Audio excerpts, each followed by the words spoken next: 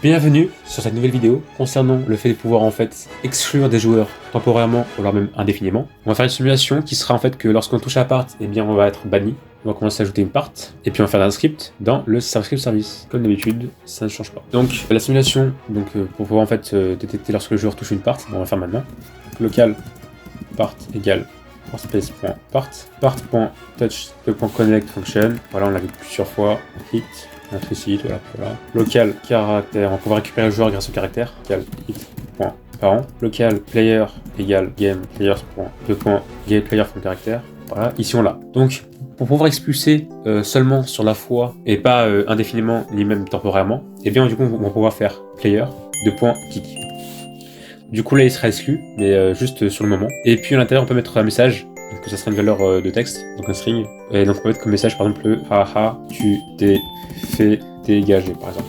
Donc là du coup il sera juste kick sur le moment et après par contre si jamais il relance le jeu il pourra toujours rejoindre. Donc voilà, ça c'est un peu la première fois. Donc on pourra pas vraiment voir comment on se fait expulser dans Arbol Studio. Par contre en fait si en fait on se fait expulser, on verra juste quand je vais commencer à freeze en fait et je commence à plus pouvoir en fait vraiment me déplacer normalement. Voilà. Un peu, il voit bien que je freeze, ça me prévient, enfin ça me précise bien que on m'a kick, comment on m'a exclu. Mais en fait on verra pas le message apparaître, mais sur le studio on voit juste que je suis bloqué en fait, et je suis en train de geler. Un peu comme dans Roblox en fait, sauf que j'aurai pas le message qui est affiché. Ça va pas me montrer l'effet d'être exclu. Donc voilà, on a un peu vu la base pour pouvoir en fait se faire exclure. On va voir ensuite une autre méthode pour pouvoir en fait s'exclure, mais temporairement ou même indéfiniment. Donc on va pouvoir faire en fait game.players.banasync. Donc il y a une configuration, donc en fait c'est une configuration d'une API qui est toute nouvelle, il me semble qu'elle est sortie il y a une semaine, et donc il y a plusieurs choses à savoir. Donc premièrement il va falloir recopier toutes les configurations. C'est une table en fait, c'est une valeur de table, donc je vais quand même faire la configuration après. Je vais faire juste au-dessus. Donc local config c'est égal, donc c'est une table, comme ça. La première configuration du coup ça sera le user ID, donc du joueur, donc notre user ID, voilà.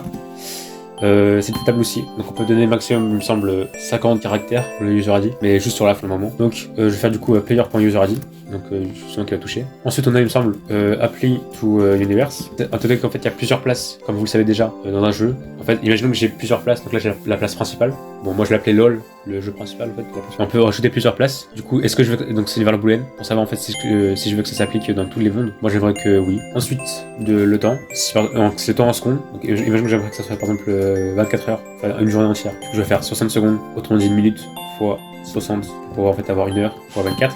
Pour pouvoir du coup avoir un jour entier. Si je veux que ça soit indéfiniment, je vais pouvoir faire -1. Alors ça va pas faire -1 seconde, mais ça va le faire en fait infini, pour que ce soit indéfiniment. Ensuite on a le display reason, voilà. Donc ce sera en fait donc c'est une valeur de string, et en fait ça sera le message qui va être montré sur place au joueur. Que c'est maximum 400 caractères, c'est une valeur de string, donc je vais par exemple tu n'as pas respecté la règle, par exemple. Ensuite on a du coup le private reason. Donc en fait ça sera plus la raison qu'on va stocker dans l'historique de son ban, justement, enfin, de ses bannements qu'il a pu avoir. Donc par exemple le joueur n'a pas respecté la règle, par exemple, voilà. Et ensuite il me semble qu'on a une dernière valeur, c'est exclude alt account.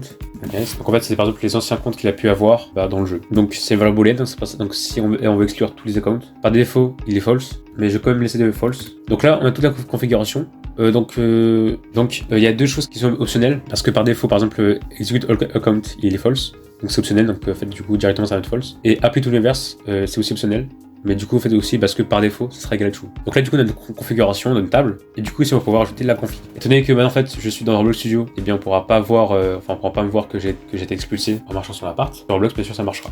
Étant donné que du coup j'ai mis un temps indéfini, donc en fait il sera à -1, mais du coup je serai exclu à jamais. Vous allez voir que quand je vais marcher dessus, eh bien ça me précise bien que j'ai été banasync, donc je vais pas pouvoir me faire exclu, mais du coup ça me dit bien qu'en fait que ça n'a pas été fait parce que dans le test. Donc là, donc du coup in-game, si jamais je marche dessus, eh bien je vais me faire exclure. Et indéfiniment pour l'instant, à moins que je mette un temps en secondes.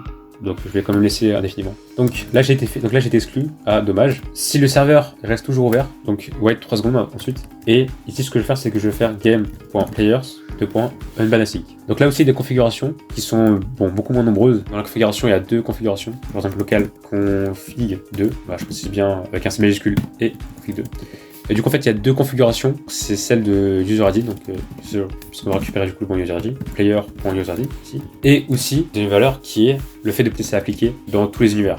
all. Je vais vérifier de ce que j'ai écrit avant, qui est juste c'est to universe. Apply to universe. Du coup, donc, par rapport à apply to universe. Du coup, c'est toujours une valable event. Donc oui, j'aimerais le unban dans tous les univers. Du coup, là, c'est moi, je fais ça, que j'envoie ici, et que je fais config 2.